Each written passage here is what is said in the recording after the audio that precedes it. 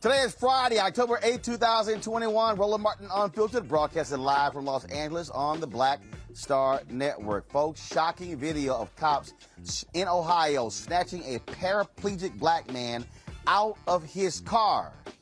Was he charged? No. Also in Georgia, a black man was stomped by a cop.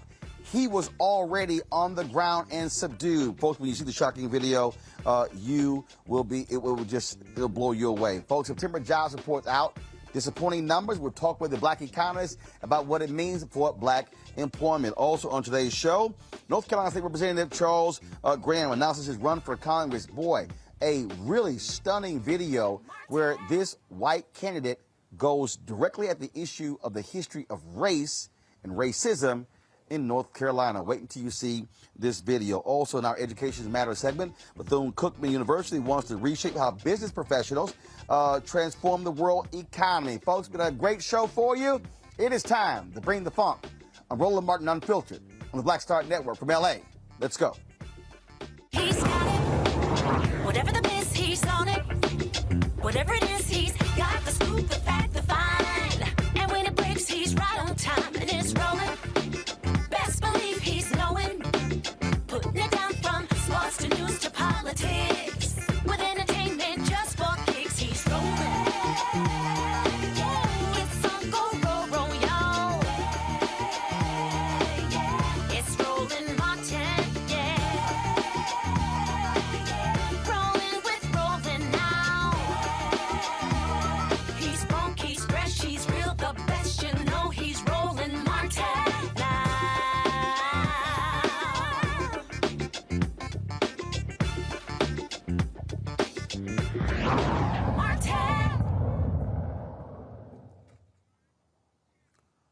The September jobs report dropped today. Not good news for black women. President Joe Biden talked to the nation about this month's report.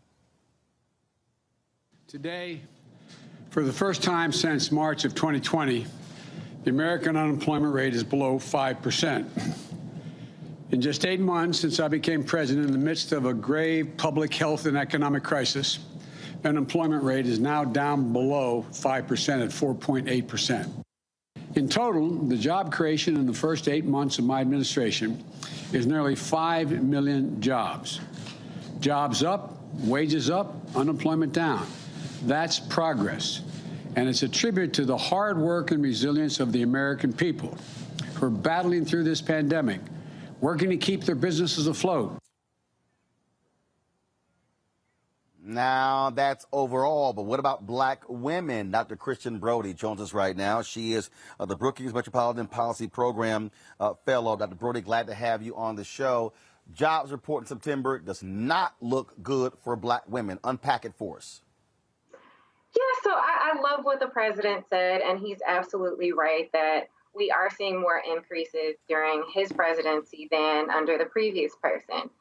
But yeah, things do look good overall. 5.2% in August, down to 4.8% in September. But the real problem is teens, right? So if we look across black people, we see that the rate for black women went from 7.9% in August down to 7.3%. That's good. We see a decrease there. For men, from 9.1 to 8. For teens, 17.9 down to 15.7. The rate did go up this month for Latino or Hispanic teens aged 16 to 19. It went from 15% up to 17.4%. And some of the reason for that is we are seeing more people coming into the labor force as UI and other types of benefits ran out. And so people are having to put their lives at risk of getting COVID in places where maybe there's not a vaccine mandate or a mask mandate and having to go back to work, particularly Black and Latino women who are overrepresented in these essential jobs that put them at risk. So again, it looks like it's good numbers, but look, they never all talk about specifically for African Americans. What does the September jobs report look like for black men and for black youth? Yeah, so for black men, again, we see the rate come down some from 9.1 down to 8%, but that's still really high compared to 4.8, right? Like it's dropping for black men, but not nearly far enough. And for teens, we're talking about 15.7% for black teens compared to 10.6% for white teens. So we're still way above the average. And if you look at the 13-month period between September 2020 and September 2021, we see that black teens have had the highest average unemployment rate at 17.64%. Well, look, at the end of the day, we still see how COVID is impacting the economy, inflation. What about that? Because, of course, the Federal Reserve is concerned about that. The possibility of inflation continuing. Are we seeing a drop off there or stabilization there? What are we seeing? I think we don't really need to worry about inflation right now, and I'm sure some of my fellow economists would disagree with that. But with this many people that are out of work, and I would say that these numbers understate the actual unemployment rate. When you look at the number of long-term unemployed or people who have not looked for a job within the last 4 weeks because they haven't been able to find anything. And we're talking about almost 6 million people that aren't even looking anymore because they've become discouraged, right? So it's like we need to be focused on getting people back into jobs, and then we can worry about inflation. I think another thing to think about is the number of people that work. We're still seeing lots of people teleworking, and we know that Black and Latino people are underrepresented in those jobs. All right. Dr. Christian Brody, we appreciate it. Thanks a lot. Thank you. All right, let's bring in my panel right now. Of course, we have Michael Imhotep, host of the African History Network. Glad to have you here, Michael. Also on today's show, Tammy Allison. Of course, she is the partner attorney, and Kelly Bethea, communications strategist. Glad to have all three of you here. Michael, I'll start with you. The reality is this here. We could talk about the jobs report. The wages is still a hugely important deal. And so that is something that we still have to deal with. What folks are paying. You still have progressives fighting for $15 an hour, a living wage. We're still talking about how do we achieve race equity and inclusion for African Americans. And so, although President Biden, Democrats might be happy with that low unemployment number, it's always a different story for us as African Americans. Yeah, it's definitely a different story. And even though, I mean, right now, we're really dealing with a tale of two nations, so to speak, or a tale of two cities, so to speak, because at the same time that you have 10 million available jobs right now, you got 10 million available jobs. You also have people who say it's hard to find a job, they can't find a job, and you have employers begging for laborers. You have employers begging for workers, and we've seen an increase in wages. So one of the disconnects is because of COVID, there's more obstacles that people have to overcome, especially African Americans have to overcome to get to the job, okay? You may have had a car, and during COVID, you were down and at home, you let the car go.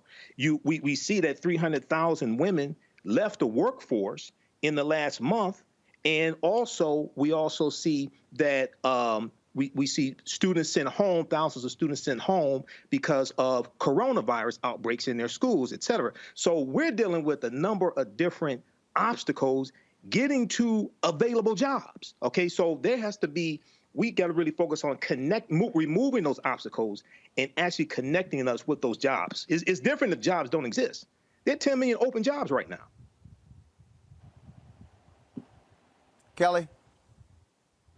No, I agree with Michael, but I also have to take into consideration the kind of jobs that are available and how people are actually applying to jobs nowadays.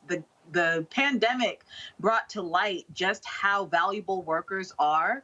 And even though there are people still looking for work, there are also people who are holding out on working, not because of employment or anything like that, but they actually realize their value right now, finally, in that they're not going back to the workforce if there's not going to be a component of work from home. They're not going back into the workforce if the minimum wage isn't higher, if they're not being paid their worth. There are still jobs on LinkedIn and other job search sites where they're requiring like a slew of credentials and qualifications, but the salary doesn't match. So things have to change in that regard as well when it comes to these numbers, when it comes to when people are looking for work and the rationale behind why people aren't going back to work as quickly as the administration thought they would be.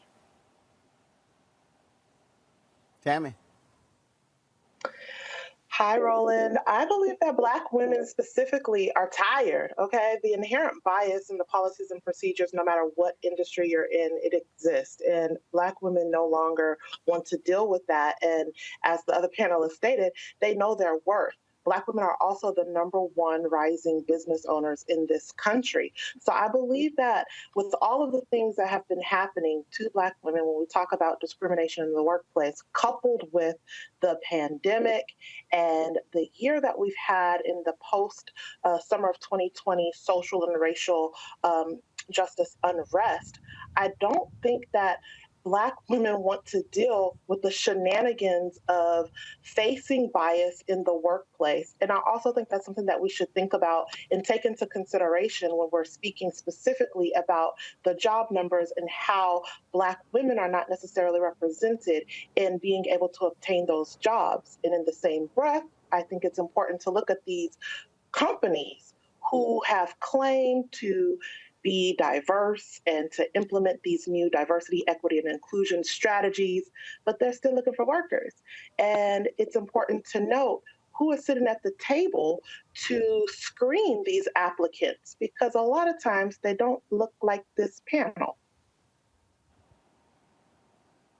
Well, that is certainly the case. And so, look, every month when the report comes out, we're certainly going to talk about it and focus on the Black aspect of the jobs numbers, which doesn't get the attention on a lot of the other networks. All right, folks, let's talk about this race out of North Carolina, where a candidate dropped a video that has gotten lots of attention.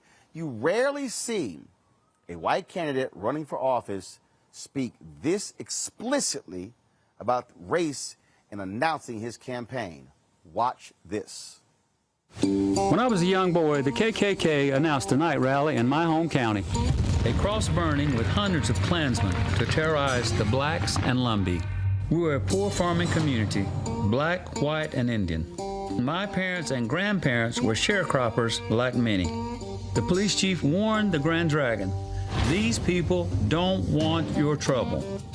The Klansmen called us mongrels, half-breeds, and told him the Klan would show him how to handle people like us. That night they rolled in with their cars, their crosses, and a single light bulb hooked to a car battery. 50 Klansmen. Not a bad turnout on a cold night. Problem is, they were surrounded by 400 Lumbees. Simeon Oxendine had been a tail gunner in a B-29 during the war. Verdia Locklear was 4 months pregnant. Neil Lowry was the local barber. Hundreds of normal folks deciding to stand together against ignorance and hate. Lowry shot out the light. The Klansmen scattered. By the time the sheriff arrived to fish them out of the swamp, the press was running with the story. The Battle of Hayes Pond, where one town beat the Klan. A piece of forgotten history, worth remembering, especially today. In Washington, lies turn to violence. And the biggest lie is that America is at war with itself. That you can't trust your neighbor, that they want something that's yours, that you must live in fear of them. But the people who stood up at Hayes Pond refused to be afraid. I grew up with their story, and the lesson is human dignity is a human right. When I started teaching special needs children in the 80s, they had almost no rights in our schools. So I spent 30 years fighting the system to recognize their humanity. And as a legislator, I don't play politics. I study, I listen, and I vote my conscience. I'm Charles Graham, and I'm running for Congress because sometimes we're called upon to put things right, like Hayes Pond in 1958 and America today, where access to affordable health care is still out of reach to many families, where the Sandhills face the highest unemployment rates in the country, and our veterans return from war, seeking opportunities and finding none. These folks didn't set out to make history, they just answered a neighbor's call. It happened here before, and now it's our turn.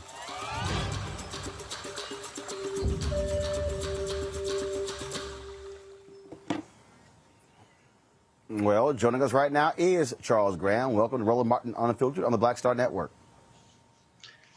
Thank you, Roland. It's a pleasure to be on your program this evening. I don't know, Roland, how many times you've had a chance to have a sharecropper's son on your program and a grandson of sharecroppers. It's amazing to be here, and I'm honored to be a part of your program tonight. I'm a proud Lumbee, Roland, and I'm on. All right, then. All right. Well, I'm the only. Go ahead. So you're the only. Go ahead. The only in the North Carolina General Assembly, and I'm the only. Well. Excuse me. I'm sorry. Go ahead. No, go ahead. I'm proud to say that I serve on the American Legislative Black Caucus in my seat, and I want to tell you about our rollout. Roland, I'm very proud of it. I'm very proud of our message. And I believe. Well, it's gotten a lot of attention. It's got a lot of attention. Folks have been talking about it. And you were just very direct about this. And did you have any people who say, I don't know, Charles, maybe that's not how we open up? How did you say, no, this is how we're going to launch this campaign? Well, listen, my campaign is about unity, and this is what the Hayes Pond citizens demonstrated in 1958. We experienced people in this video coming together to fight hatred, to fight bigotry.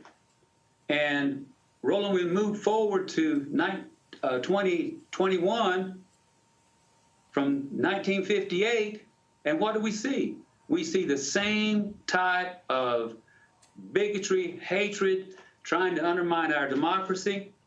The one difference between 1958, Roland, and 2021 is they weren't wearing sheets. This story talks about unity and division, how people can work together. And that's my message to the citizens of Congressional District 9. If we stay that way, of course, Roland, we have to go through redistricting.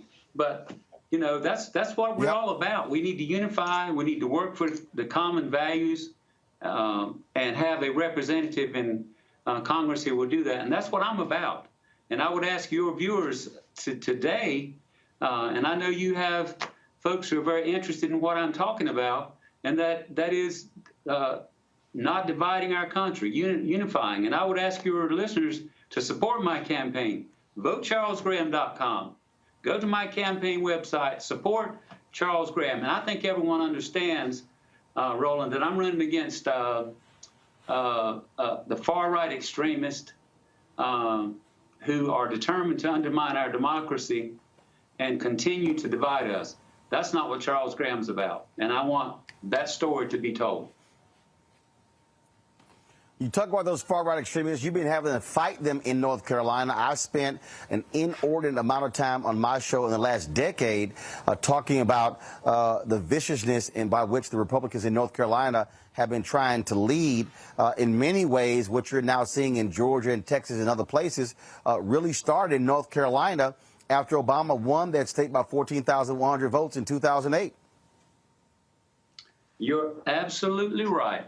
Absolutely, Roland, you are right. That's when we saw the General Assembly in North Carolina, after we had, obviously, during that time, redistricting, and they rolled out maps that were going to be in their favor in terms of maintaining control and running their agenda. And we still see that. I have served in the General Assembly. This is my 6th term. I have served in the minority for 11 years, and I have prepared myself, Roland, to move forward, and that's to go to Congress and support our president. Our president needs allies. We have a very small window of opportunity to maintain the control we have in Congress. So, yes, I have seen that, and it began when our President Obama was elected, and it's been moving that direction ever since. Questions for my panelists. First up, Kelly, your question for Charles Graham. Sure. So as a result of this campaign video going viral, you've come under scrutiny regarding your stance on LGBT plus issues. I would like to know, considering how you voted back in 2016 on HB2, I believe, how has your viewpoint changed? And what do you plan on doing once you get into Congress regarding those issues? Thank you for that question. After HB2, and I think it may have been 4 or 5 years ago, after that vote, I realized that that vote caused a lot of pain and hurt in the transgender community. I worked very hard after that to repeal HB2, was successful, and I want folks to understand that Charles Graham understands and has seen and experienced discrimination. When I was a young man playing baseball, playing sports, participating, I had the fellows who was participating on my team, they protected me from racism. I know what racism is, I know what discrimination is, and once I took that vote after and at this moment, I'm sorry, I apologize. And you don't hear too many people or too many politicians actually apologizing, and I'm sorry. And I'm running for Congress again to unite us, not divide us. And my tenure, hopefully, in Congress will be one that the LGBTQ community will be proud of, not discriminatory, and respecting their rights to coexist in our society. Tammy. Thank you, Roland. Mr. Graham, given the fact that your apology only came this past Tuesday, after other people pointed it out. How do you reconcile your recent apology with the other Democratic candidate that is running for Congress in your district, Ram Mohavid, I believe is his name, and the fact that he may not have the political backing like you? Myself, I did run for Congress here in Texas District 6, so I understand the importance for raising money to put out a commercial that is as polished as yours. And it takes a lot of money. And given the fact that you have been in the state legislation for quite some time, you have that financial backing, whereas your Democratic opponent may not have had it. So how do you reconcile that, given the fact that your opponent is more grassroots than you, and the fact that you have to be called out before you apologize for that vote? Well, you know, one of the things I'm proud to talk about is my experience. I'm an experienced legislator. I have worked on behalf of minorities in the legislature. I've also worked on bills that will support our communities, our poor communities, communities of minority. I come from a minority district. My district is 75% minority. I work within my Lumbee community, which I'm very proud to do. I work within the Black community, which I'm very proud to do. And the fact that I have the experience and I have the support of many individuals from the minority community, this rollout has been tremendous. And I am very excited to be able to allow people in this district and this state and this country to know who Charles Graham is. I am a man of color. I'm not one who will stand up on the floor and do what the sitting member did in Congress, and that is defy the President of the United States and not recognize him in a very important time when we're trying to get legislation passed, infrastructure legislation passed to support our families, our children. And it is certainly a time that we need to move forward, and that's my plans. I've explained my position. I'm certainly going to work in Congress on behalf of all citizens, including the LGBTQ community, including transgender rights. That is Charles Graham. My opponent would want you to think that he, along with his right-wing supporters, are in a position to do better things for people of color. That's not true. That's not true. And minorities, that is not true. And my intention is to work on behalf of all citizens. Yeah, I hope I answered your question. Michael. All right, State Senator Charles Graham. Hey, thanks for coming on today. Question for you: If you become a member of Congress, you're probably going to have to vote on bills like H.R. 40, which deals with a study for reparations to repair the damage of slavery and make recommendations, possibly Voting Rights Acts, possibly George Floyd Justice and Policing Act or policing acts as well. What are your stances on issues and bills like that that directly impact the African-American community? And then also, when you said 75% minority population in that district, like what is the ethnic or racial makeup of that minority? Because minority is a very confusing term. Yes. Well, you asked two questions there, and I'll try to answer both of those questions. My district, Robeson County, southeastern North Carolina, is about 40% American Indian, Okay. about 23% African American, and 25% Caucasian. We do have a growing number of Hispanics in our community, hardworking folks. Everyone in our county are, and here again, Robeson County in southeastern North Carolina is one of the poorest counties in the state and in the country. Yes. And I've been fortunate for the past 6 election cycles to have the support of my communities. I was very supported this last election cycle. I was the only Democrat statewide, national, presidential, governor. I was the only Democrat to win my district. And I think I have the confidence of the folks in my district who are, and as I said, approximately 75% minority. And your other question about supporting Black Lives Matter, any legislation coming forward to me in Congress, if I get that opportunity, I can guarantee you, and just don't mind telling you, don't know what the language would be, have not seen the bills, but Charles Graham will support any legislation coming to him that's going to uplift the lives of minority people. All right, Charles Graham, we surely appreciate it. Thanks for joining us here at Roland Martin Unfiltered. I'm sure I will be spending some time in your state, especially when it comes to that U.S. Senate position, trying to get a strong progressive voice in there. So I'm sure our paths are going to cross. Well, listen, I appreciate you having me on your program. I look forward to having you come to North Carolina, and maybe we can work on some things together. And I thank the panelists for their questions, and look forward to moving forward in the future. And VoteCharlesGraham.com. All right. Thanks a bunch. Take care. Thank you.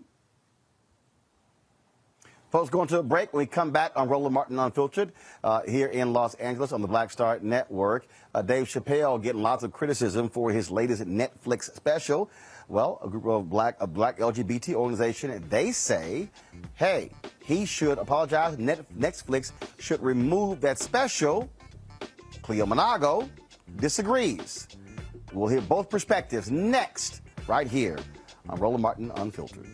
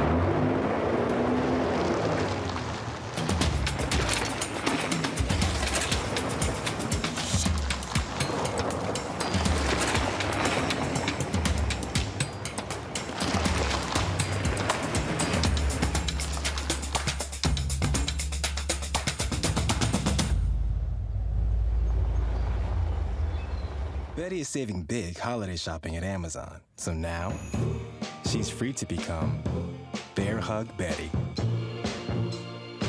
Settle in, kids. You'll be there a while. Ooh, where you going?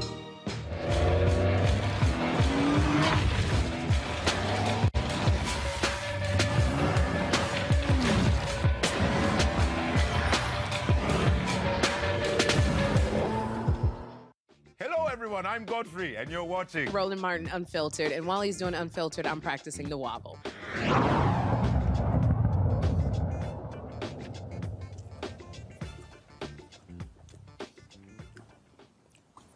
All right, folks, Dave Chappelle has a new Netflix special.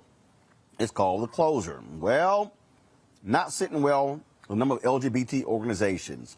GLAAD and others, including the National Black Justice Coalition, they are calling for Netflix to remove the special, saying Dave continues to make homophobic and transphobic comments. Last night, he had a screening of his documentary at the Hollywood Bowl. I was in attendance. He made it perfectly clear. He said he's not concerned. He is not going to get canceled. Joining us right now is David Johns. David leads, of course, the organization I was just speaking about. That is the preeminent black LGBT organization. So, David, glad to have you back on the show. So please explain to us, why should, from your perspective, Netflix remove this Dave Chappelle special? First, let me say thank you, Roland, for creating space for us to have this conversation. I want to be clear that it was the desire of the National Black Justice Coalition for us to do this, to have this conversation. And for me, it made sense to make this invitation to Brother Dave Chappelle to have versions of this conversation including by demanding that Netflix take down the special because Netflix has offered up resources to help us deal with many of the things that most of us who love Black people care about, which is white supremacy. So I want to be clear in stating that I celebrate Dave Chappelle's comedic enterprise. I appreciate the ways in which so many people rest in the ability to laugh and celebrate and jest and just take a break from the stress and trauma of being Black in this country. And I continue to be astounded by what feels like a lazy attempt at this craft by someone who has demonstrated the ability to be a genius and forgetting that there are some of us who are also Black and LGBTQIA+.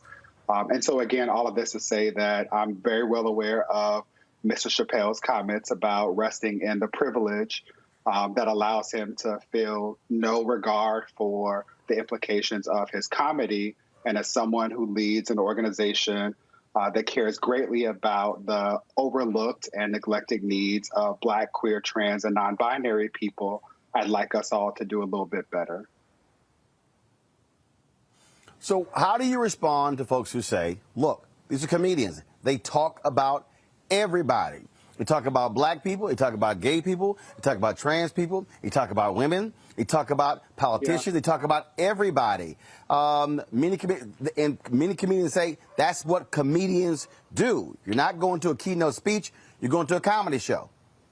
Right. What I would acknowledge is, okay, and the next step is to talk about then what, right? So comedy is an art form. It's a form of entertainment that, when we think about the ways that Dave Chappelle has shown up, provides entree, right? Opportunities for us to think more critically and to engage more responsibly with each other. And so for me in particular, I am very much interested in this because Brother Chappelle and I purport to care about Black people. And in particular, when the comedy could lead to Black people, in particular Black people who are women, who are trans, queer, non-binary, who do not have the privilege to say, I don't care what people are saying about me because they're millionaires and have deals with Netflix, right? When we're talking about everyday people who don't have those privileges, I remain concerned about the implications of the jokes or the art form. And let's just keep it a buck, right? We're Black people. And a part of this, what I've heard is people say, like, it's jokes. You should just be roasted. And there's two things that are important for me. One is that's about community, right? If I am in a situation where we're playing the dozens, we should be on equal footing. The ability for Dave Chappelle to make jokes about women and Black trans folks, which are a race when we assume that all queer, trans, and non-binary folks are white, diminishes the ability for people to actually engage in a conversation or to punch back or to otherwise respond. And ultimately, what I'm continuing to try and remind people is that I care about Black folks who are ignored and who are erased. It is the Black lesbians who are beaten in Chelsea because of white supremacy and then made to be victims because their accusers highlight the ways in which their Blackness overcomes the discrimination they experience as a result of their sexual identity or gender orientation. I remain concerned about Black trans students who are beaten in schools where people laugh at them and say that it is your fault, that if you had just shown up and been tougher and if you had not been sensitive, then this would not have been a thing. What I am concerned about is how people respond to the jokes, what people do as a result of the jokes. And to make this point particularly clear, there is a defense, a trans panic defense, which is often offered when Black trans women are murdered. I want to be clear that I offered this in the statement that I released, that NBJC released when this became a thing, which is to say that this matters at a point in time in which Black trans women are murdered at a disproportionate rate. That has happened every year since I've had the pleasure of leading this organization. And what I remain concerned about is that the murder, the violence against Black, queer, trans, and non-binary folks, the violence against Black women more generally is ignored when people say, oh, it's just a joke, you should laugh at it. There are some of us who don't have that privilege. And I would like for all of us to be able to have this conversation while celebrating that Dave Chappelle has the right to say what he wants to say. There are also some of us who should have the right to be critical of what it is that he says. You said something there where you said that you're playing the dozen, you have the ability to actually punch back. But the reality is, comedians are on stage all across the country, all across the world. Whether it's a Netflix special, whether it's the Laugh Factory, whether it's any comedy venue in Chicago and New York, Houston, they're all over the country. So is there a difference when a comedian says something and they're talking about anybody? Don Rickles ripped everybody. Lisa Lampanelli. I've heard people actually put on social media, they said if Bernie Mac was alive today, Bernie Mac would get canceled. Richard Pryor would get canceled. So is that part of this conversation? Are we establishing a separate standard? Are we trying to establish the same standard for comedians as we do politicians? Isn't that different being on the comedic stage? Yeah, I'm not interested in establishing standards. What I'm interested in is all Black people being free. And more specifically, what I want is for Black women, Black, queer, trans, and non-binary folks to not be forced to make the decision to show up and be visible, to have public jobs that require us or invite us to have these conversations, or to be safe. What is missed is that jokes about beating up lesbian women and not liking trans women because they have Adam's apples, or reducing trans people to their genitalia is often a factor in the violence that members of our community experience. And so what I'm interested in is a more meaningful conversation where Black people in particular who purport to care about Black people are more conscious of the ways in which white supremacy is operationalized, and we do a better job to acknowledge intersectionality.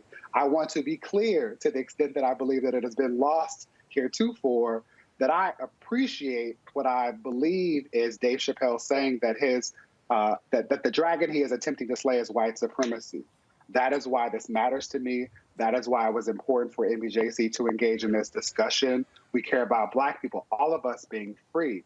Now, to the extent that the jokes, one, dismiss or provide cover for or allow people to get away with violence against our community, that's a point in which we have an issue.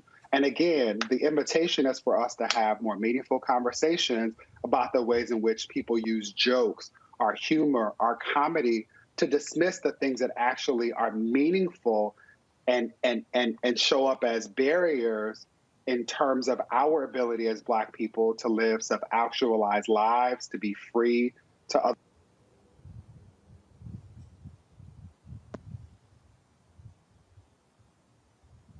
Questions from each one of my panelists. Let me lost David's audio. Y'all let me know when we actually have it back. So questions from each one of the panelists. First off, Tammy, your question for David Johns.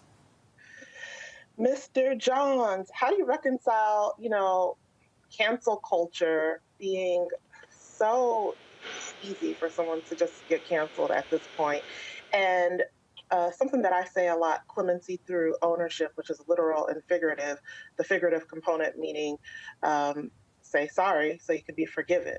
So if Dave Chappelle were to apologize for his comments, would you still have the same sentiments of, pushing for him to be quote unquote canceled, given the fact that in this, he's not apologizing.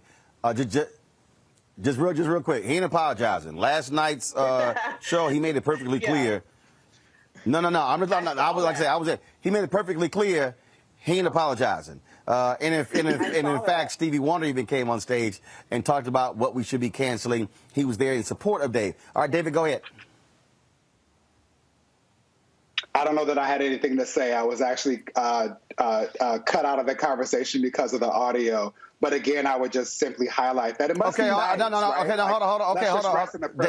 Dave, what's it? Dave, hold on. David, David, hold on. David, hold on. So you didn't hear a question? I did not. I heard the last part of your comment as I was able to come back Okay, in. Tammy. Hold on. So, Tammy, restate your question to David so we can answer. Please. Okay. So, be clear. Dave Chappelle is not apologizing. He said if this is what canceling is, he loves it, right? So my thing is, how do you reconcile, informing and educating the community, right, about the importance of not, being rude or belittling the LGBTQ community, but also not being so quick to cancel whenever our culture doesn't necessarily fully comprehend and understand the significance and the cultural impact of some of these statements sometimes. And I said that I always say clemency through ownership, which is literal and figurative. Say sorry to be forgiven. Got it. And we know that he's not going to apologize. David?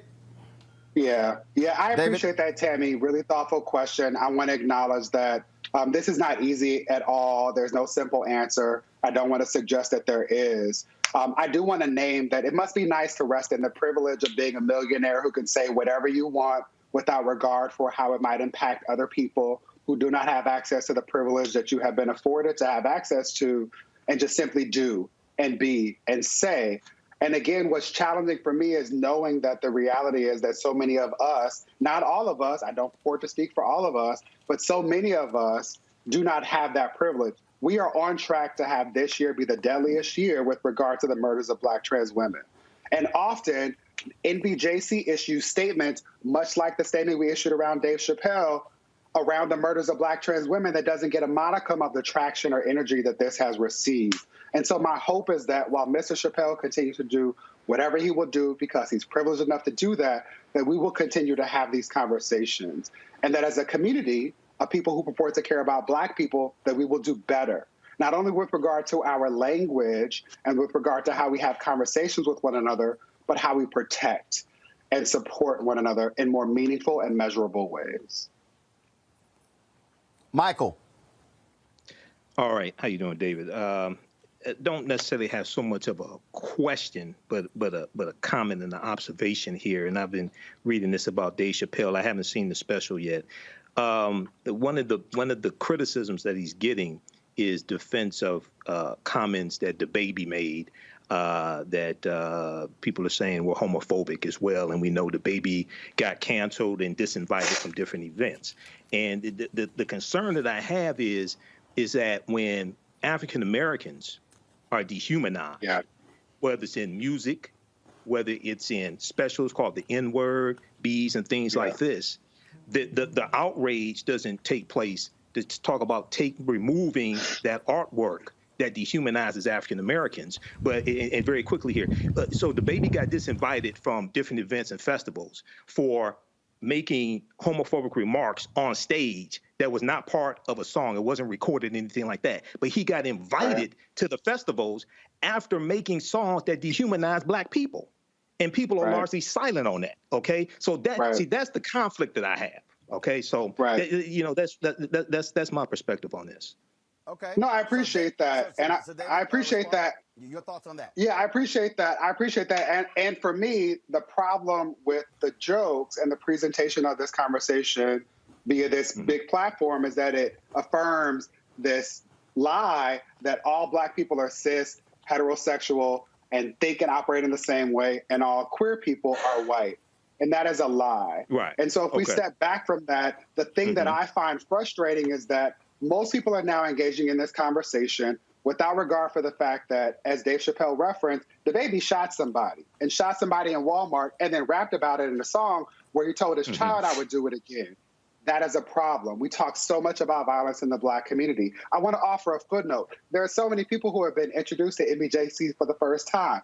Welcome to what we do. We're not new to this. We engage in similar conversations when we're talking about Tony McDade, the Black trans man who was murdered the same week that George Floyd was murdered by the Tallahassee Police Department. We show up and talk about and support Jasmine Koenig, a founder of this organization who has been in this space before, to talk about Ed Buck, a perpetrator of violence, systemic violence against Black, queer, and same-gender-loving men in particular. We show up and talk about this with regard to Nigel Shelby and Black students who are bullied and suspended. we agree in the space of wanting to ensure that all Black people can be free. For me, it's important to highlight for folks that don't have access to the information, who would never read a book about intersectionality, who don't know anything about Kimberly Crenshaw's groundbreaking essay mapping the intersections, to appreciate that as long as there have been Black people, there have been Black, queer, trans, and non-binary people. We have always been beautifully diverse. The issue with the special, and I encourage you to watch it, which is vexing for me in this space where I'm like, we shouldn't be continuing to talk about this, but it also provides us with opportunities to talk about this, is to simply say this. We agree. We're only having this conversation because Dave Chappelle says in the special, I care about Black people, and my issue is white supremacy. What is missed so often, particularly with regard to Mr. Chappelle's comedy, is that intersectionality is a thing. And there are Black, queer, trans, and non-binary and non-conforming people. And it is us, not white people. It is not white queer people. He talks about LGBTQ people as if they are white and talks about the movement that they are winning. It is them, white folks, who win, not us. When these jokes happen without this critical conversation, it is Black, queer, trans, and non-binary people who are victims of the kind of violence that he jokes about, who get beaten up because their Adam's apple is too large, or because their hands are too big, or because they do not show up in the ways that white people and the things that we all hold to this level of being the things that we should all do. When we are not able to achieve that, we are the victims of it. And that is the thing that I care most about. I also want to be clear that this is not about, to the extent that we can't cancel Dave Chappelle. Roland has made this apparently clear. He's been on Instagram with all of his friends. This is about us as Black folks who purport to care about Black folks doing better. Kelly. First and foremost, thank you, David, for coming on and speaking about this. I'm a huge fan of yours. I follow you on everything. But I wanted to make clear how, and it's more of a comment than a question, but I would love your thoughts on it, how cancel culture has been just very conflated when it comes to accountability. I don't see this as being a canceling Dave Chappelle notion so much as it is the fact that all Black lives matter, and Dave Chappelle and other people who have the privilege of having a platform as large as Netflix need to be held accountable to the notion that all Black lives matter, that there are ways to be funny and to critique culture and to critique society without disparaging the most marginalized among us, especially within the Black community. And and finally, well, kind of finally, I saw a lot of comments over the past couple of days, and I want to make note that I have not seen the special, but his previous specials also touched on this, so I feel like I can say a little bit of it. But the fact that people are saying, oh, you're violating his First Amendment rights, et cetera, people forget that the First Amendment was made to protect the most marginalized voices among the American body. So the fact that we are still silencing the most marginalized within the marginalized community that is Black people by saying that, you know, that Dave Chappelle is able to say whatever he wants simply because he's a Black man, that is a disservice to not only Dave Chappelle and the LGBTQ plus community, but it's also a disservice to how the First Amendment is supposed to be exercised. So it's like, why is it that the most marginalized among us have to remain silent when the First Amendment is actually supposed to protect them? I love you, and not just because you are singing my song, but because you are thinking critically. And I want to be clear that I don't expect, nor do I want people to always agree with me, but I do want us to be able to have conversations about how we do better to ensure that all of us can get free. And the thing that I've struggled most with is the hypocrisy of so many people who have continued to say to me, it's just a joke. I found it funny, therefore you should say nothing about it. If Dave Chappelle had the freedom to make jokes, as he will clearly continue to do, I and other people should have the freedom to say, I watched the special twice over. I also know that this is not new, and I didn't find it funny.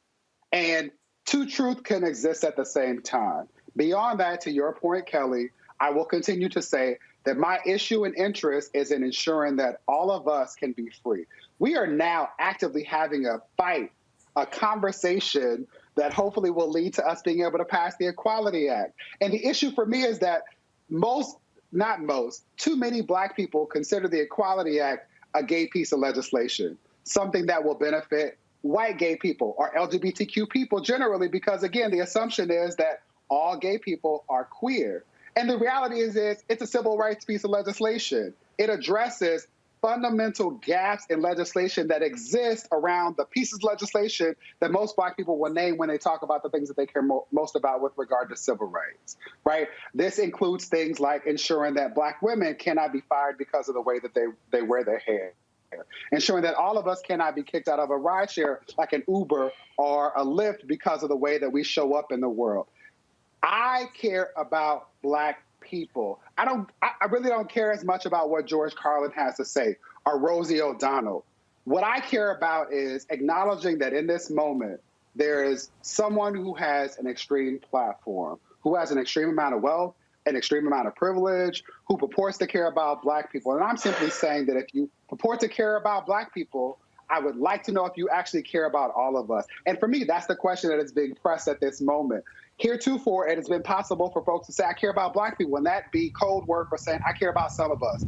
Those of us who show up in the ways that affirm me and the way that I make sense of the way that I show up in the world. The question now is, do you care about all of us? And here's the thing, we can disagree. You can say to me, I only care about Black cis straight folks. I only care about Black folks from New York. And that's fine. I just need to know where you are because there is so much more work to do to ensure that we can all be free.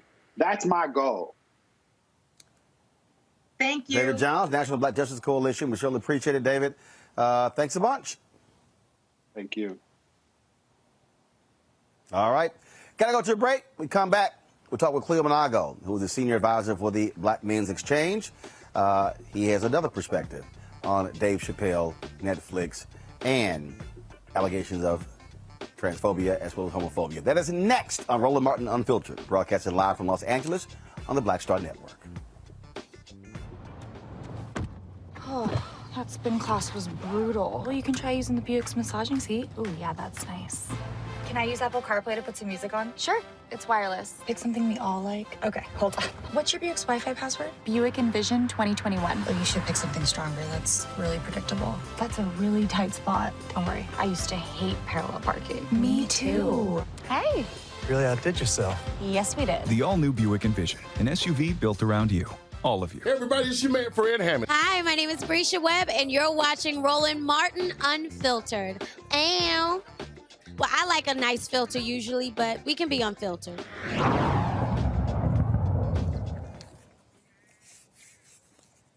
So yesterday, Dr. Cleo Monago sent me a text message asking me were we going to be weighing in on this Dave Chappelle issue. I said, sure. He joins us right now. Cleo, how you doing? I'm doing well, Mr. Martin. How are you? Man, where are you? You in the basement somewhere? I can barely see you. Yeah, can you see? I'm sorry about that. I'm in South America at a hotel because I'm presenting to the faculty of the University of San Buenavista in Cali, and I didn't know I was going to be doing this, so I didn't bring lights and camera with me, so I'm doing the best I can do. All right. Can you see me at all, though? All right, it's all good. Yeah, we can see you. We can see you. Let's get right to it, Cleo. You wanted to weigh in on this issue. You sent me a text, a long text. I said, man, that's too much typing. Say that on TV. You heard the interview there with David. You've seen the stories. Folks saying, drop the special, get rid of the special. Dave Chappelle is wrong. He should not be making these comments. Your take. Okay, well, like you said, my message was long, so because this is a very dimensional issue.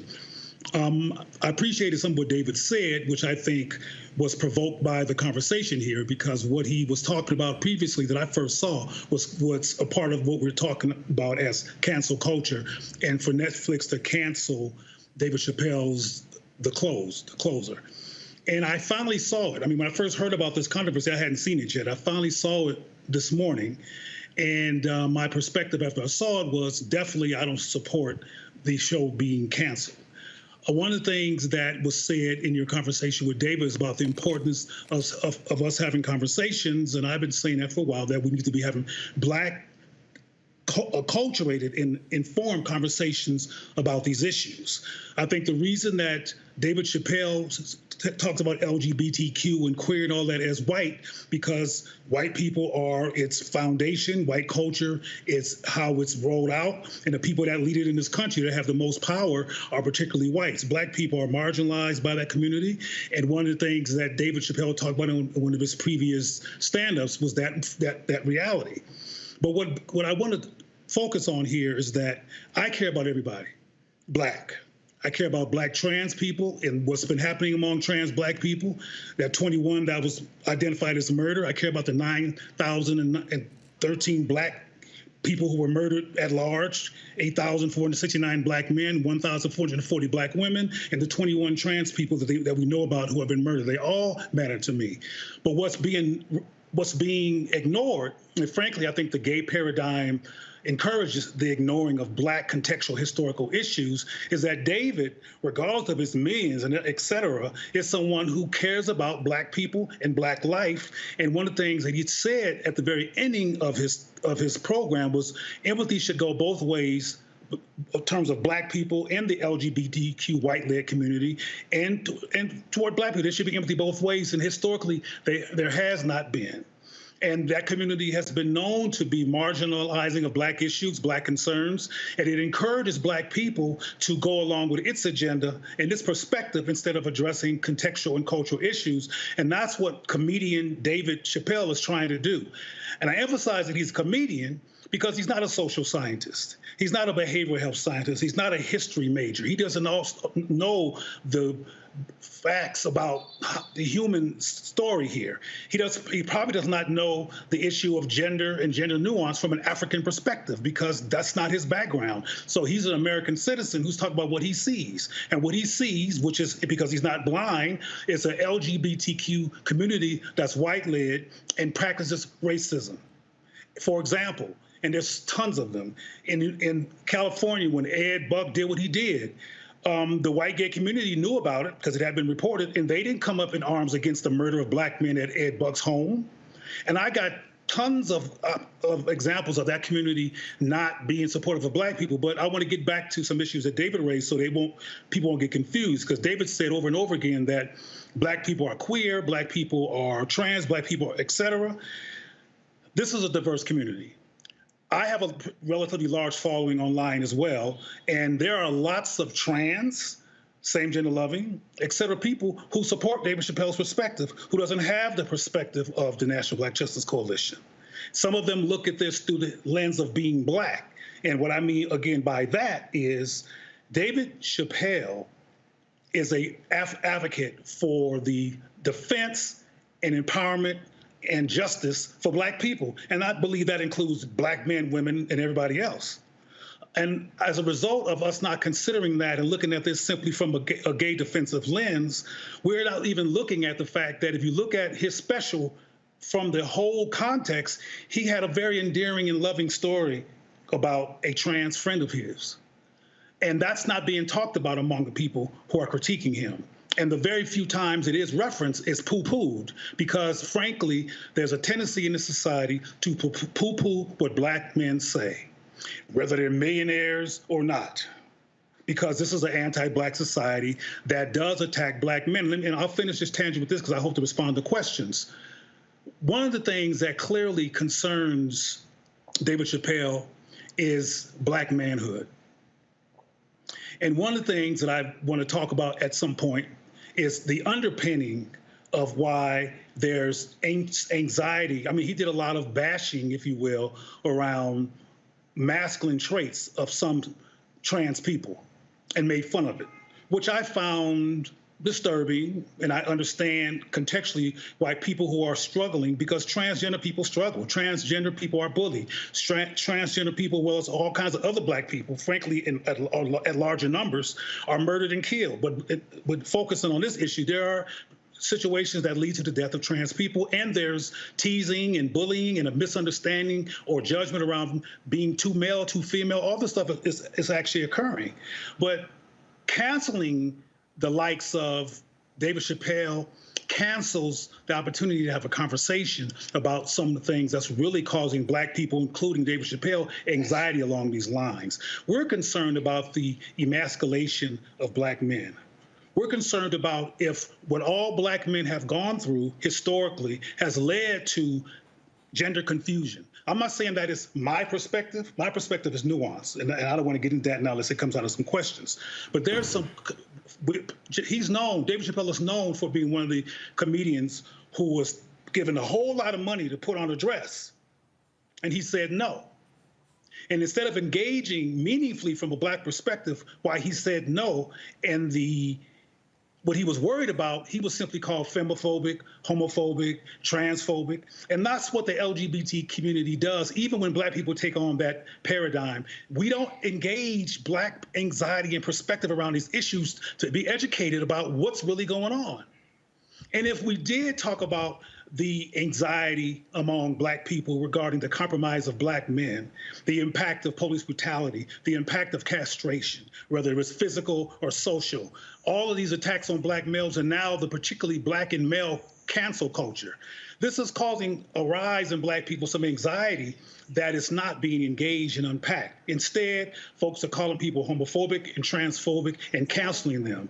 And just like with the baby, as I said when I talked about that, instead of getting on the baby's case simply and marginalizing him or re-marginalizing him like this country tends to do to Black men, we should have said, why did you say that? What inspired that perspective?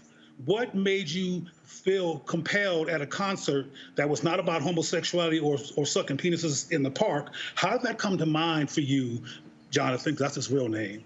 And the answers to that question, if he could actually bear them, would be very educational about what Black people are going through, what Black men are going through, what the anxiety is about this emasculation issue among Black men, which is at the core of some of David Chappelle's anxieties in comedy. All right, got it. Questions now from panelists. Tammy, first. And folks, I need tight questions, tight answers. Tammy, you're first. Thank you, Roland. And thank you, Roland, for giving us all this platform. I wanted to just ask you, how do you reconcile the fact that there have been other people that give underrepresented groups a voice and a platform who may have themselves been under the scrutiny of trying to be canceled, but people are not talking about that and the work that they've done to enhance Black culture, similar to Dave Chappelle? Is your question why is the cancellation of other people not coming up? Is that your question? Well, the attempts to cancel other people who have actually done good for the Black community, when I don't believe that anybody with a wide platform, with a large following, is intentionally trying to alienate the LGBTQ community. Well, let's put Mr. Chappelle in context. He's a comedian. People like him and Paul Mooney and others are allowed to tell some hard truths because it's going to be a punchline afterwards, and it's in the context of laughter, which is why he gets away with talking about such serious issues on a large platform. He is a comedian. We don't have people like Dr. Tommy Curry and other people who could break these issues down and could actually transform the Black community's behavior and consciousness, including the treatment of Black people who get a large platform. Instead of even canceling them, they're not even allowed in the door. The other people that you're talking about who are being canceled, whenever something affirms Black people, like the Arsenio Hall show did inadvertently, and other situations where Black people are affirmed, they are indeed canceled. And people from the LGBTQ community, et cetera, don't raise that issue, including a lot of Black people who have a profile. They wait till the LGBTQ issue comes up, and white people give them lots of profile and support so they can actually talk about their agenda, which is the LGBTQ agenda, which is pretty much a culture that's a white agenda. But I agree with you if I hear what you're saying, that there's an issue of Black people being canceled, period, and we should be concerned about that. But we should be more than concerned. We're relatively passive in the midst of our disrespect. The reason we're hearing so much about David Chappelle is because the force behind him is huge. It's called the white gay community, and they have a huge machine. So as someone said, I think Roland said earlier, his use of the N-word. We can add the B word. We can add all kinds of words that are insulting and divisive that he says that hurts black people in particular, like the N-word, that gets no critique. There's nobody trying to cancel over that. Well, that's white supremacy behavior. It needs to be looked at as well. Thank you. Michael, your question. Cleo Monagos, Michael Imhotep. Yeah, that was me earlier talking about the N-word.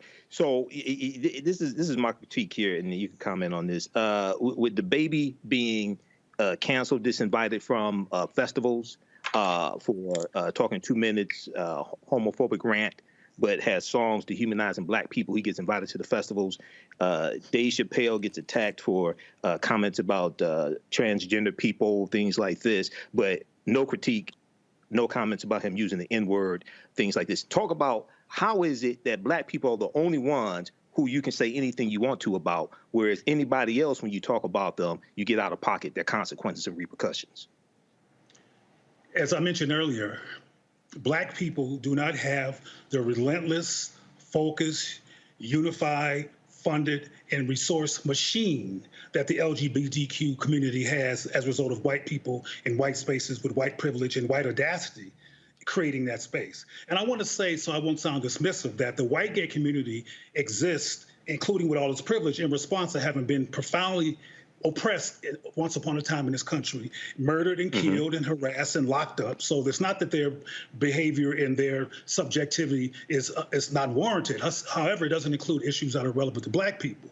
But the bottom line is we don't have the machine. White supremacy has created a lot of conflict, a lot of people on different sides, including the LGBTQ identify and the black side, which is a bunch of black folks who should be getting together to resolve our issues across our collective.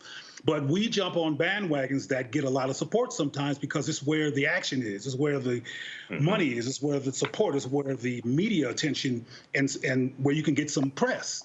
But that's what it is. When black people unlearn internalized white supremacy and learn to value diverse black voices and create a machine that actually will take no prisoners regarding what happens to diverse black people and are consistent and build institutions with that intent, like GLAAD and HRC does for gay people, particularly white people, we will have the same benefits, but we don't have that. We're divided. We have people who are powerful and who are doing great things within our community, but they don't get press. Not unless white people are benefiting from what we do, the press doesn't come. Right. All right. Thanks, Cleo. So I understand your point, but I'm failing to draw the correlation between what you've said and what David Johns brought up and what I've brought up and other people who have an issue with Dave Chappelle's remarks, in that while he was, making remarks against white supremacy and the like through his comedy and his commentary in this special, the problem isn't that he was just talking about the white LGBT plus community. It's the fact that in so doing, it's harming the black people within that community. So again, this is a marginalized within the marginalized community saying, hey, this actually hurts me more than my white counterpart. Can you stop?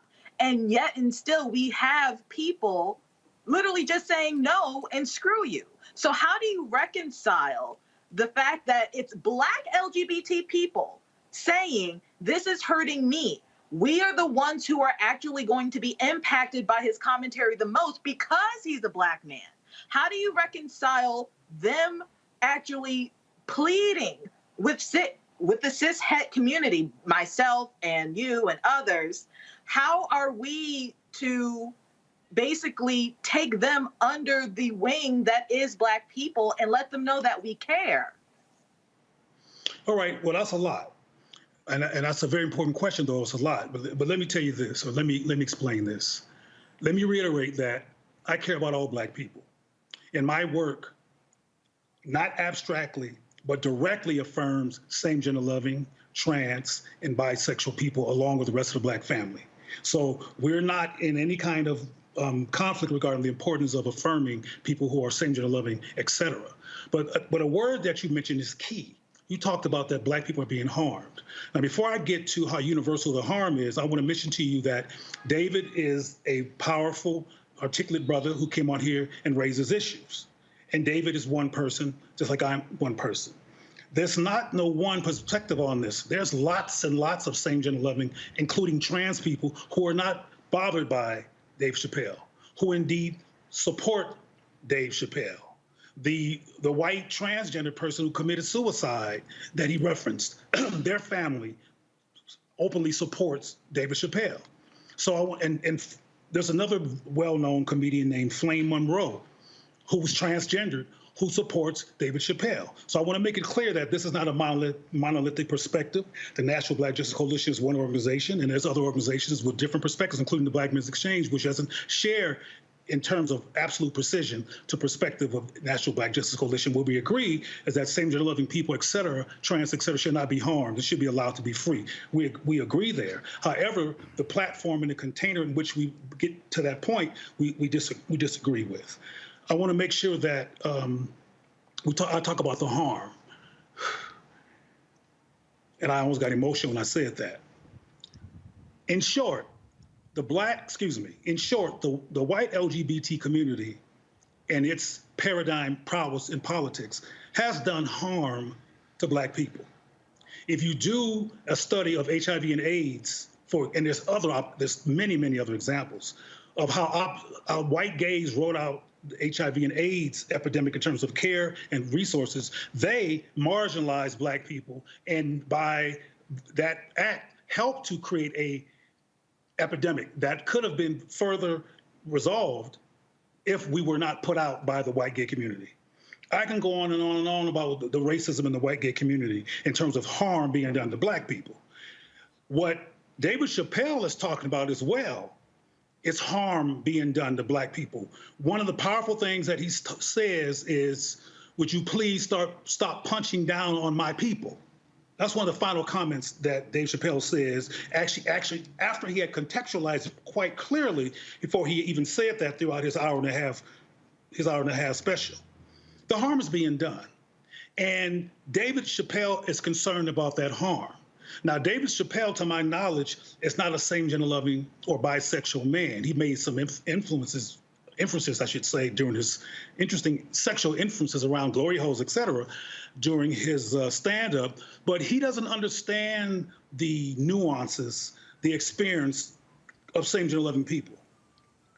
What I think we should do, as I suggested with the baby or Jonathan Kirk, is that we should use these high-profile stimulations of the conversation to finally, collectively, as a people, have a rational, Black-informed, Black-acculturated, historically considerate, contextually considered conversation about what's going on with the Black community, what's causing such a spectrum of perspectives, what is causing even a perspective that the baby articulated and that David Chappelle talked about. Instead of doing what white supremacy keeps doing, co-signing the dismissal and re-cancellation of a Black male voice, particularly one as powerful and as brilliant as David Chappelle has been with the Chappelle Show and other things that he's done, has been particularly powerful for Black people, which is why he had to walk away from the show, because white folks said, no, we got to control this. We got to control you. You're not letting us control you. We'll give you $50 million because y'all like money if you let us control you. And he said, no. That's powerful. So we need to be using him as somebody that we can go to or include in a larger conversation about Black bridge building, about Black people unlearning impulses that are anti-SGL or anti-trans or that are not considered of gender nuance. We can talk about these issues we can talk about gender nuance from an African perspective and do a whole lot of educating. The reason I'm here in Colombia is I'll be speaking at the University of San Buenaventura in Cali, a predominantly Black city, about the epistemology of ancient African gender nuance versus contemporary gender constructs. Because they're having issues around manhood and masculinity and that anxiety which causes abuse of feminine people, particularly if they're male, that they want to help unpack and resolve. So this gender issue, which is a core underpinning of David's anxiety, we have to have a Black conversation about all these issues and include our diversity in respectful ways so we can resolve the conflict, not cancel people, And we should be able to critique. One thing that David said that I agree with is that we should have the opportunity to critique each other. All right, Dr. Cleo Monago, we certainly appreciate it. Thanks for your perspective. We shall see what happens, but like I said, Dave made it clear last night, he does not care about people saying cancel him. He was real clear. Thanks, Cleo. Thank you for the invitation. Thank you all. Got to go to a break. More Roland Martin Unfiltered on the Black Star Network. We come back.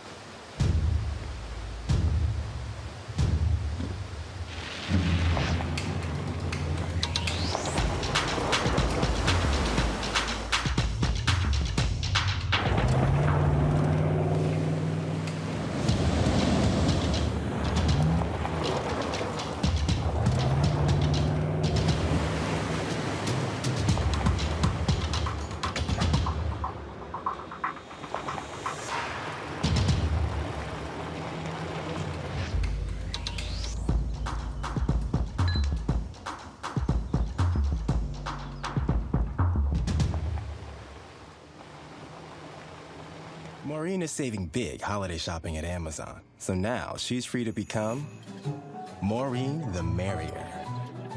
Food is her love language, and she really loves her grandson. Like, really loves. Hi, I'm Kim Burrell. Hi, I'm Carl Payne. Hey, everybody, this is Sherry Shepherd. You're watching Roland Martin Unfiltered.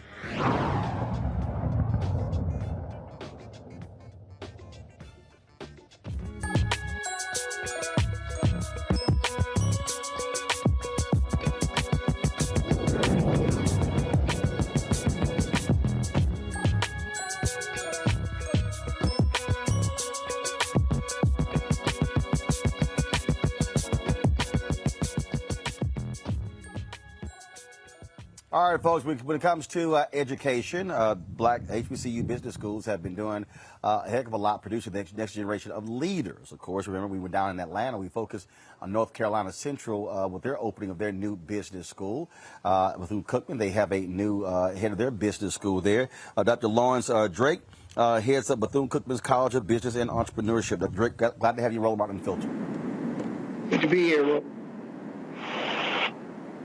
Business has changed for a lot of people. The focus has always been going into corporate America, but we are seeing more and more people choose to be entrepreneurs, starting up businesses. And so what is going to be the focus on your tenure as dean? Well, the focus is actually to ensure here for the 20%. And that's for me and reshape the way. Doc, hold tight 1 second. Doc, hold on. We really have some bad audio issues. And so we're going to try to fix that. I'm going to another commercial break. Folks, fix his audio. Then we'll come back and talk to the new head of the business school at Bethune-Cookman back on Roland Martin Unfiltered. Oh, that spin class was brutal. Well, you can try using the Buick's massaging seat. Oh, yeah, that's nice. Can I use Apple CarPlay to put some music on? Sure, it's wireless. Pick something we all like. Okay, hold on. What's your Buick's Wi-Fi password? Buick Envision 2021. Oh, you should pick something stronger. That's really predictable. That's a really tight spot. Don't worry, I used to hate parallel parking. Me too. Hey. Really outdid yourself. Yes, we did. The all-new Buick Envision, an SUV built around you, all of you. It's time to be smart. Roland Martin's doing this every day. Oh, no punches! Thank you, Roland Martin, for always giving voice to the issues. Look for Roland Martin in the whirlwind, to quote Marcus Garvey again. The video looks phenomenal, so I'm really excited to see it on my big screen. Support this man, Black Media. He makes sure that our stories are told. See, this difference between Black Star Network and Black-owned media and something like CNN. I got to defer to the brilliance of Dr. Carr and to the brilliance of the Black Star Network. I am rolling with Roland all the way. Honored to be on a show that you own. A black man owns the show. Folks, Black Star Network is here. I'm real revolutionary right now. Roland was amazing on there. Stay black. I love y'all. I can't commend you enough about this platform that you've created for us to be able to share who we are, what we're doing in the world, and the impact that we're having. Let's be smart. Bring your eyeballs home. You can't be black-owned media and be scared. You dig?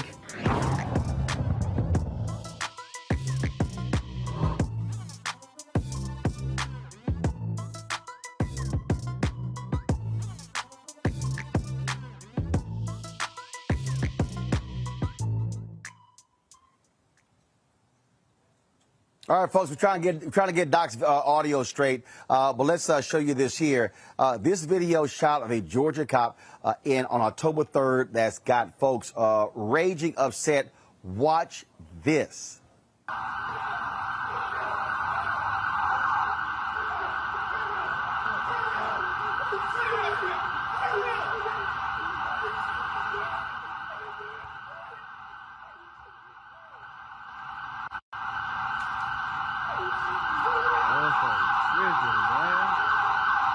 They just stumped that man, man.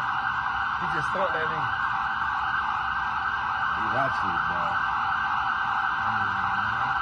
You mad as hell? You tired? Yeah, you mad. All right, folks, that's Georgia.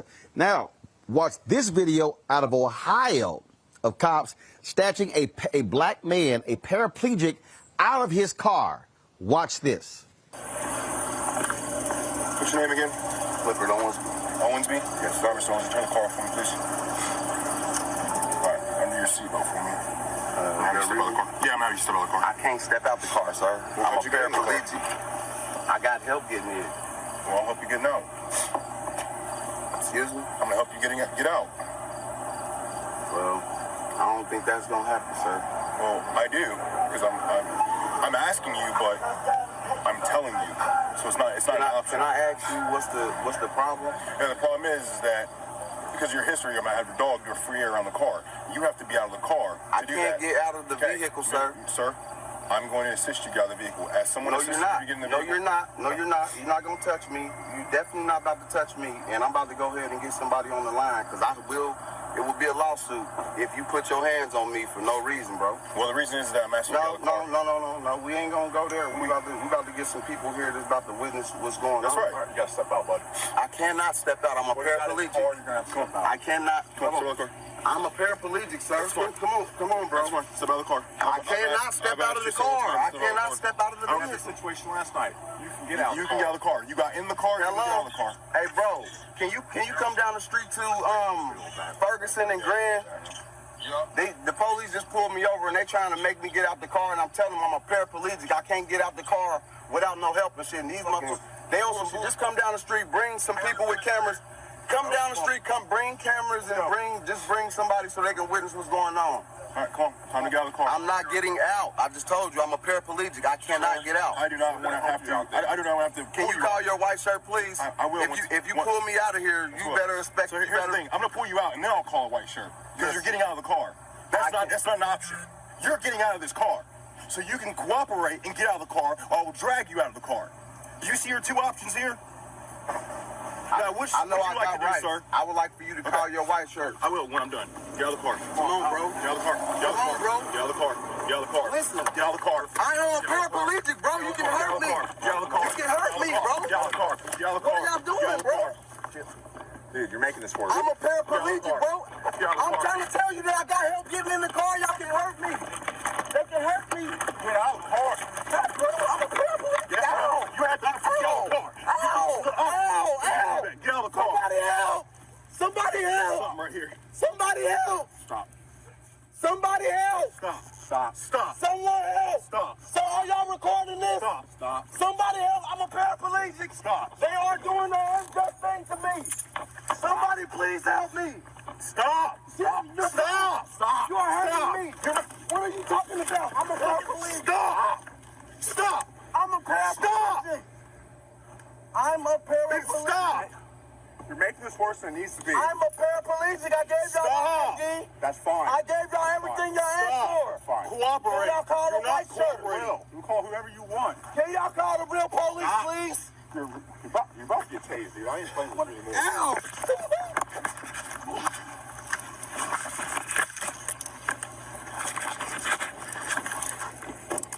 it so much harder than what it has to be. Last man there, his name is Clifford Owensby. Cops found no firearms or drugs in his car. Let's go to my panel, Michael Imhotep, Kilimathea, Tim as well. I just, folks, this is, you talk about crazy. Michael, I'll start with you. The behavior of police officers. And when you look at this particular, with the brother who's a paraplegic, it's saying, well, we know who you are. We're going to be looking in your vehicle, things along those lines. And the crazy thing to me, Michael, is that they found nothing, and guess what? He hasn't been charged. Yeah, Roland, I posted this video on the African History Network last night. I saw it on D.L. Hughley's Instagram page, and I posted it on our fan page, and people have been commenting on it. And, I had a lot of questions here because, one, I was wondering, okay, the officer said, we know your history or something like that. What he said was a little muffled, and I'm trying to figure out, okay, what's really going on here? And then I was trying to figure out, why was he pulled over in the first place? Okay. And then the other thing I wondered, when you deal with a paraplegic, because I know this probably isn't the first time that they dealt with a paraplegic, what's the procedure? Because depending upon, why they're paralyzed from the waist down or what have you, you could injure them trying to pull them out the car. So, injure them further. So, actually, according to Clifford, he had an injured back before, and this re-injured his back. Mm. Yeah, I don't think it appears. I don't know the full story here. It appears those officers should not be on the street. It appears they should be fired because it didn't have to go down like that. He could have called a supervisor, et cetera. He could have talked. If Clifford had been white, I don't think they would have treated him like that. Kelly. I mean, I get sick and tired of seeing videos like this regularly, and the fact that they keep happening is just all the more disgusting. But the fact that how many times did this man need to say he's a paraplegic for you to get through your thick skull that he is not capable of getting out the car in the fashion that you wish he should get out the car? Further, he shouldn't have been having to get out the car in the first place, whether he's a paraplegic or not. This is just the prime example, a prima facie case of gross negligence, because he did everything he was supposed to do as a citizen regarding his interaction with the police officer, and the police officer himself and his partner, it looks like, did everything that you could possibly do to be a jackass, basically. Like, they were not doing their jobs to the fullest extent of the law at all. There was absolutely no reason to harass this man, no reason to drag him by his hair out the car. I mean, just the level of humanity that was not used in this situation is absolutely disgusting. They need to be up under the jail. Tammy Allison? Roland, I think that we're all exhausted and tired of seeing these types of videos and body cam footages. Luckily, we do have the officer's body cam footage in this instance, but from the man explaining that he's a paraplegic over and over again, to correct my fellow panelists, as a federal attorney, the correct terminology is excessive use of force by the police officer. And my other panelists, it's not necessarily the answer just to fire them, because as we've seen in various cases, even if they attempt to fire these officers, those unions protect them, and a lot of times they get their jobs back, and they're even able to get jobs elsewhere. The issue here is that there needs to be widespread legislative changes. We saw the video of Jacob Blake, who miraculously survived the shootings that left him paralyzed. And we saw news recently this week that the Department of Justice will not be filing any charges against the officers responsible for shooting Jacob Blake, as well as state prosecutors will not be filing any charges against those officers responsible for shooting Jacob Blake. And they also did not lose their jobs. So there has to be some type of legislative change. It's easy to say to fire these officers. It's easy to speculate, but unless there are people sitting in positions in Congress that are willing to speak up and use their voice and actually make some type of impactful change, we're going to keep seeing these very horrific instances of excessive use of force by police officers. And it's very rare that we ever see them actually serve any type of sentence. And as we see the conviction and sentence of Derek Chauvin is something that, we all breathe a heavy sigh of relief for, but we all breathe that heavy sigh of relief because we all know that it's so extremely rare to actually see any type of justice in these types of situations. Folks, gotta go to a break. We come back, we'll give you the update on the Kyle Rittenhouse story. Very strange defense these folks are offering. That's next to Roland Martin Unfiltered.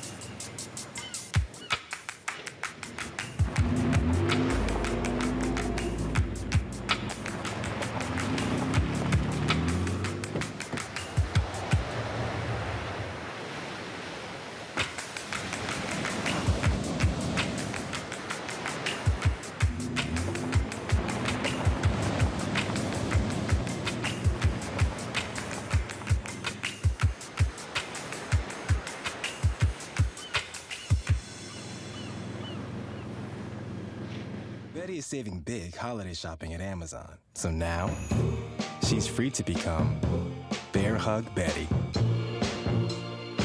Settle in, kids. You'll be there a while. Ooh, where you going?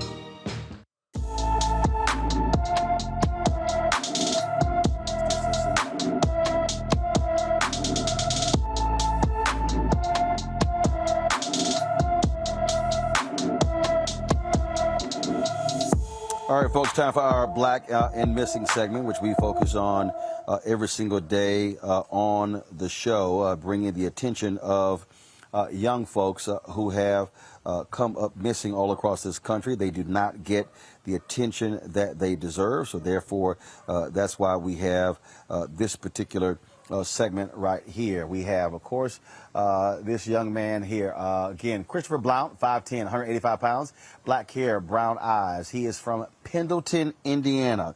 Pendleton, Indiana. This has been one of those stories, again, that gets lost in the shuffle. You don't have the level of attention that goes there. And so if you have any information about this brother who has been missing for quite some time, folks, we want you to alert authorities, please. And so let me just want to find the number here. Let's see here. Give me 1 second. I'm pulling up the script right now to give this number here. Do we have the number on the screen, please? If we do, 765-642-0221, 765-642-0221. That is the Madison County, Indiana Sheriff's Office. So please give them a call. All right, folks. In the case of Kyle Rittenhouse, the young white man who shot and killed someone in Kenosha, Wisconsin, his attorneys are offering quite the interesting defense. They are saying that Rittenhouse should be, first of all, he was using if y'all want to say it's crazy, a hunting law. Let me take my time with that.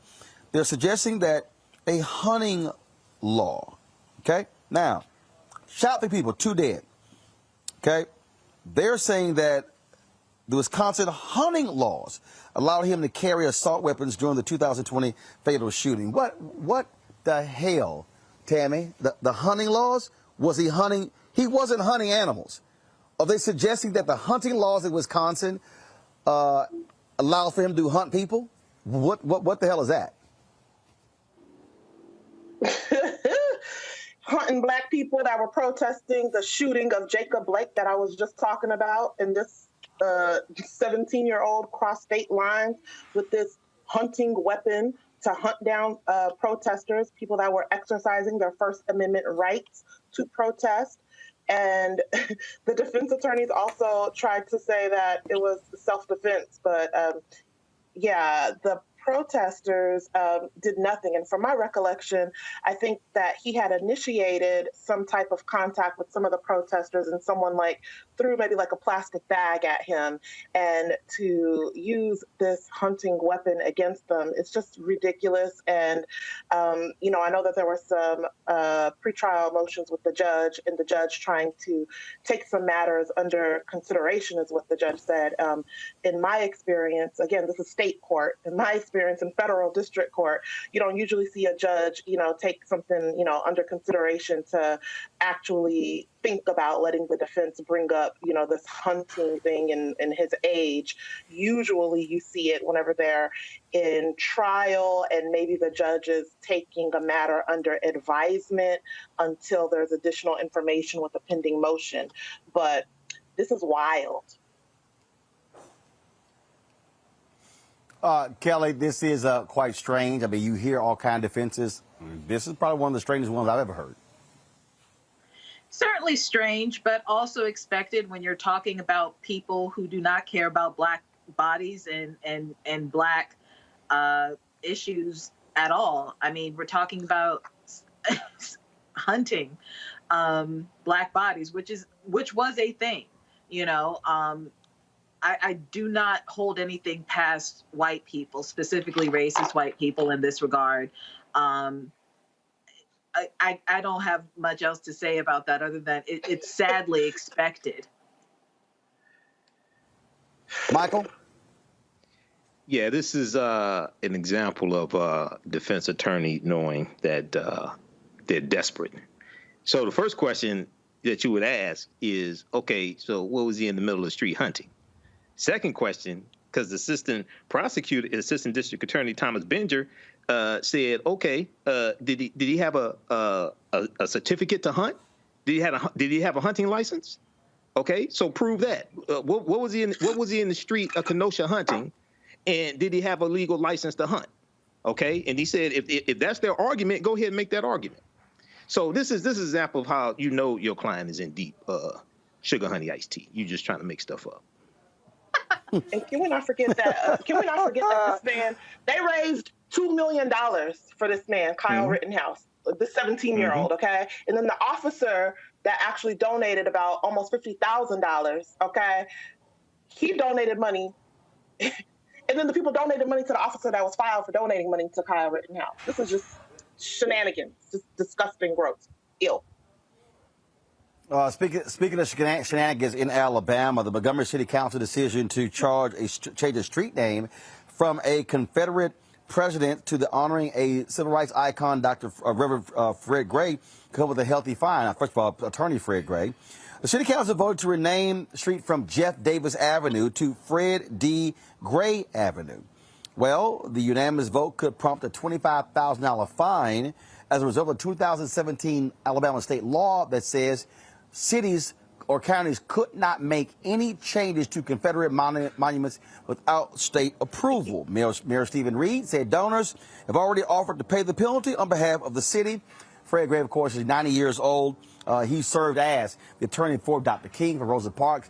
An exclusive interview I did with him is available, y'all. I don't know why we're using photos of him. We got the B-roll. I did a whole 1-hour interview with him.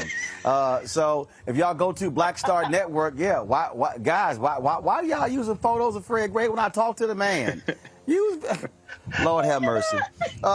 Anyway, y'all want. I'm just saying. I mean, you know, if you got a TV show, you use video. So if y'all want to see the actual video of Fred Gray, go to the Black Star Network, exclusive. It's on the app. Download the app, phone, Android, Roku TV, Apple TV, Amazon Fire Stick, Xbox, Samsung, all of them, to y'all watch the actual video interview of Fred Gray. Don't ask me why we're showing still photos.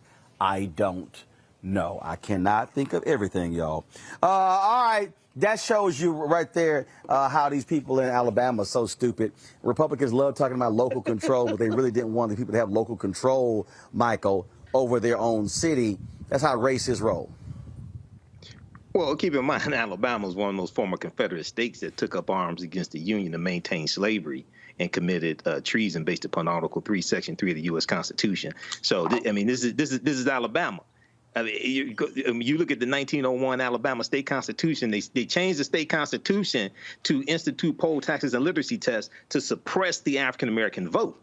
So, yeah, they should go ahead and pay the fine. Fred Gray, fantastic man. He filed the lawsuit of Browder versus Gale, February 1st, 1956, that ended the Montgomery bus boycott, because that case went all the way to the U.S. Supreme Court, and that's what ended the Montgomery bus boycott December 20th, 1956. So, absolutely, he deserves it.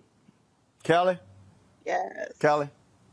I mean, the fact that people are fighting so hard to not give a living Black man his flowers, I mean, again, it is sadly expected, especially coming from a jurisdiction such as Alabama. But it won't be like that for much longer.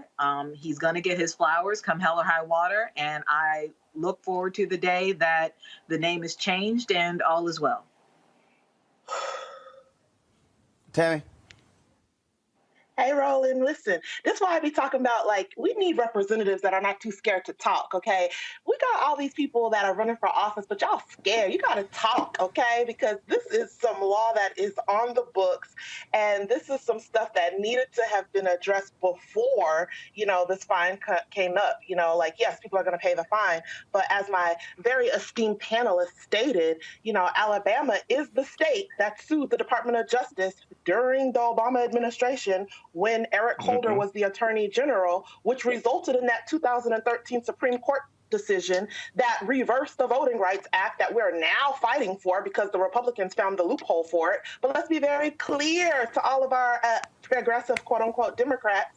That happened during a Democratic administration, during a Democratic Attorney General, and not until the Republicans found that little loophole is it now that we're speaking up and addressing the Supreme Court decision of 2013 that got these states discriminating against underrepresented groups. We need to be very clear. Yes, that was the state of Alabama, so we should expect shenanigans from the state of Alabama, but we also should be trying to strategize just like the Republicans be strategizing and beat them at their own game. All right, folks, got to go to a real quick break. We come back, I'll tell you what we're doing in L.A. and how you're going to see that on the Black Star Network. That's the final item. Back in a moment. Oh, that spin class was brutal. Well, you can try using the Buick's massaging seat. Ooh, yeah, that's nice. Can I use Apple CarPlay to put some music on? Sure, it's wireless. Pick something we all like. Okay, hold on. What's your Buick's Wi-Fi password? Buick Envision 2021. Oh, you should pick something stronger. That's really predictable. That's a really tight spot. Don't worry, I used to hate parallel parking. Me too. Hey. Really outdid yourself. Yes, we did. The all-new Buick Envision, an SUV built around you. All of you. All right, folks, we've had an absolute fabulous week here in Los Angeles. Of course, we kicked everything off with the George Lopez golf tournament. We've been, of course, having fun, hanging out doing that. But while when I wasn't playing golf, we were also doing some great interviews as well. And so we're going to be launching that. So one of the shows we're going to be launching is, Rolling with Roland, that's right. So we've been doing these 1-hour interviews, and we have been just, first of all, having a ball, y'all, with doing these interviews with a lot of different people. I want to show you some of these photos we've been doing. And so November 1st, we're going to debut on November 1st when we were in here last time. So right here you see Damaris Lewis. She, of course, is actress, model, and so you've seen her work. Y'all see the iPad? Let me know if you see it. There we go. Yes. So she was one of the folks we sat down and talked with. We've also had my man Matty Rich. Matty Rich, y'all have got to see this interview. An emotional Matty Rich when I connected him with Spike Lee. Also here, Michael Ealy. I had a great conversation with Michael Ealy. Yo, man, absolute a lot of laughs there. My man, Laz Alonso, we talked to him. We also talked to Sherry Shepard, Guy Torrey, as well as Johnny Gill, as well as Dondre Whitfield. And so that was we did this time. Last time we were here, we talked to Glenn Turman, Richard Lawson, Jeffrey Osborne, Michael Collier, Jack A., Bill Duke, and I'm missing somebody. Who else did we talk to? Oh, Mario Van Peebles. And so, folks, so the show's going to be called Rolling with Roland, a 1 hour interview, absolutely conversational, no agenda. You have no idea where in the hell we went with it, and some great conversations. And trust me, y'all are going to really love it. And so that's going to be launched November 1st. November 1st.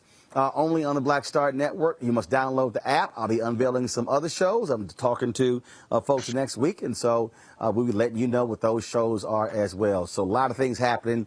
You see what we're building. That's why your support matters. So please download our app, the Black Star Network, all available platforms. Also, join our Bring the Funk fan club, where every dollar you give goes to support the show. Cash App, $RM Unfiltered. PayPal.me/R Martin Unfiltered. Venmo.com/RM Unfiltered. Zelle is Roland at RolandSMartin.com. Roland at RolandMartinUnfiltered.com. Tammy, Kelly, Michael, so appreciate it. Thanks a lot. We always end the show, folks, showing you members of our Bring the Funk fan club. We appreciate all of you. Everybody who's given them, no matter what the amount, you all matter to us here. So for all of us, for the Roland Martin Unfiltered Black Star Network West Coast crew, I'll see y'all guys on Monday from Washington, D.C. Holla!